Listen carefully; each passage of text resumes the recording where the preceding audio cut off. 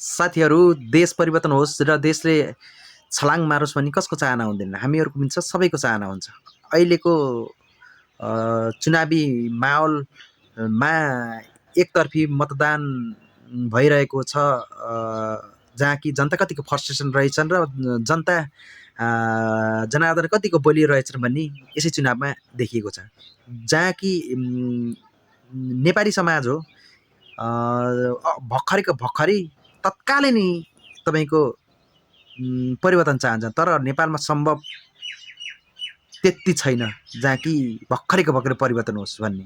तर मतलाई कदर गर्दै राम्रोसँग जनताको कुराहरू बुझेर देशको लाई घात नहुने परिस्थितिका सम्झौताहरू र कामहरू गर्दै जानु होला। नत्र भने यिनै जनता हुन्। जेनजी मुभमेन्ट अस्ति भर्खर भइरहेको थियो, जहाँ कि नेता भागाभाग भइरहेको थियो। त्योभन्दा पनि खतरनाक स्थिति आउन सक्छ नेपालमा, जहाँ कि तपाईँहरूलाई त जनता त्यति बेकुफ छैन, जनता त पहिला जस्तो छैन, जहाँ कि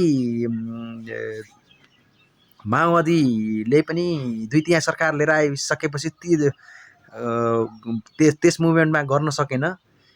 त्यहाँ जतिको जनताहरू सोझा छैनन् अहिलेका, जहाँ कि त्योभन्दा पनि खतरनाक भइसकेछ। जहाँ कि तपाईँहरू अहिले जनताले पताएर जो परिवर्तन गर्नुहुन्छ भनेर जसरी पताएर मत दिए नि, त्यस्तै मान्छे फ्रस्ट्रेसन भइसकेको छ र जनताहरू।